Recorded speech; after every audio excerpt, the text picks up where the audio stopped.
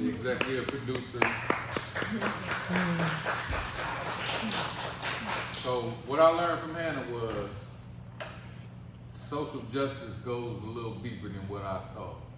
And you know, like all of those issues that she touched on was all social justice issues.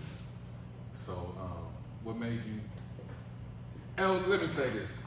So when I met her yesterday and she started talking, I was like, that's not the woman in the film. Like she was just so different than the woman in the film. Like if you talk to her, you it's too, yeah. So. Thank you, Dennis. Yeah, so what caused me to do this film, as many of my other films, is a strong desire to see justice and equity increase in this world and do what I can to bring voice to it and energy around it for that needle to move. So it just seemed very, very natural for this to come about, particularly triggered by that pandemic, that coronavirus, which absolutely peeled back the curtain on several of these inequities, particularly health inequities in this nation and in this world that are still very prevalent today, that need solutions. So, yeah. And so several of the I should say, proper terminology around it, such as social determinants of health, which is a mouthful. I was learning officially in my Master's of Public Health program. So it was really, I was very thankful to be able to take that knowledge from these people that study this stuff on the regular and find the research that's needed to support the policies and solutions for decreasing these health inequities and deleterious health outcomes for our most marginalized population groups into such an artistic form. And I love doing that, so. So how many locations were you at in this film? Yeah, that's a great question. I think total, I think about 5 or 6 different locations. Luckily, several of the, I should say, kind of scenes was shot at one location. So part of it might be done outside the house, another part in the attic room, another part in the front room that we transformed to look a certain way. So that certainly helped in terms of, you know, moving crew, didn't have to move too far, changing stuff up and whatnot. But yeah, we used this was shot in Chicago, but used another actual studio location in Chicago, as well as you saw several outdoor scenes that were shot in different places outdoors in the city. So. I thought you was in a whole nother country. Yeah, some of those. So that's a great point. You know, it's always crazy kind of to watch your own stuff on the screen, no matter how many times you may have seen it in post and editing, but to the clips that were indeed from other countries that I've been to and whatnot, and done maybe some teaching there, mentorship. However, I didn't think in making it that I would include, or how it might turn out to include those clips, because they can, you know, you might think like, well, that's kind of removed, but strategically placing them in the part where hopefully the words really match it, I hope created a nice smooth kind of stream and flow line. But yeah, certainly some of those clips were from places like Madagascar or India or Honduras. So if you include those locations, yeah, that's certainly bumped it up.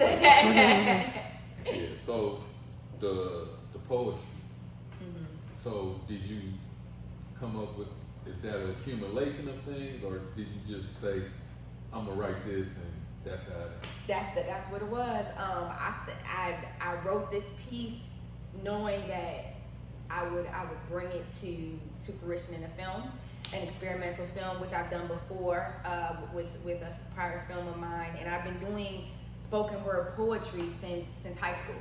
Kind of took a break in college and for a few years after that, but did the slams, and which is very big in Chicago. Did the teams, all of that, and so I still perform at various venues and events, open mics and whatnot. But yeah, I specifically wrote this, again, pandemic inspired. I said, oh, I gotta use this sadly a very harmful thing for many people and around the globe for good and for justice to move forward. So yeah. Any questions? Mine is a sort of a two-part question. Having seen this film as many times as you have, one, what were some of the challenges in making this film? And after seeing it, is there anything that you would have done differently? That's a great question. So one particular challenge, and I have to say, what's funny is I use what I'm about to tell you. I've used it in interviews for jobs that have nothing to do with the arts. So I love how you can bring the arts into that. But it was several technical things on set. One of the most probably elaborate set design in this film was we were going for a museum type of thing, like a museum exhibit showing hierarchy and the different classes. Hopefully you can kind of think back and think which ones that was. And we intended to have glass boxes, like prisms around, as you would see in a museum. But as we were attempting to fuse them on set while shooting, well, my crew was fusing them with glue that we thought would work on set, and we got these glasses from a warehouse or whatnot. It didn't work. And so we had to think on the spot, what are we gonna do? And I was running with my crew, my producer, my lead producer, and okay, but and I'm, at the same time still trying to change the next scene and making sure that it's getting set up. And luckily and thankfully it hit, and I was like, you know what? We don't need the box per se to still get the hierarchical nature of these classes across and have it still seem of a museum or exhibit-esque.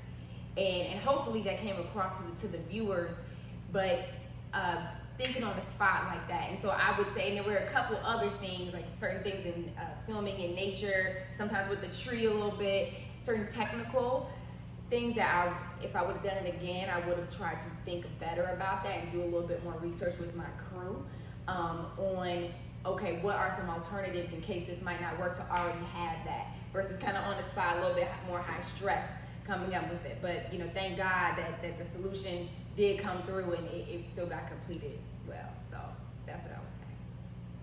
Yeah, he kind of touched on what my question was. So I missed in the credits, did you have a set designer, or was that you, or was someone? Yeah, it was. I was fairly lead set designer, but then absolutely had my co-designer, assistant designers, two people, Johnny and Jennifer. So yeah, and they were phenomenal, especially with the education scene, setting up the books in the background and the certain sculptures and whatnot. That took a lot of effort, and that was great. So yeah. Well, I want to say that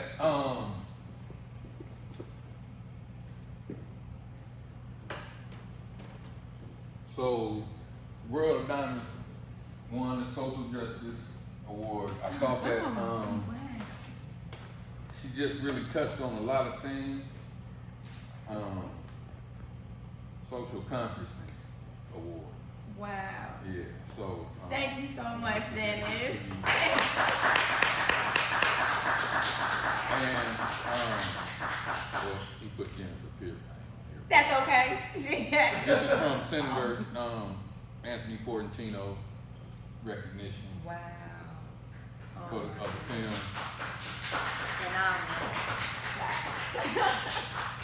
Thank you so much. Dang. And I appreciate you entering the film into the festival. I appreciate everybody coming. Yeah, keep up the work. Thank you, Dennis. Thank you everybody for coming. And thank you, BAFF, Black August Film Festival. This is an honor. Thank you.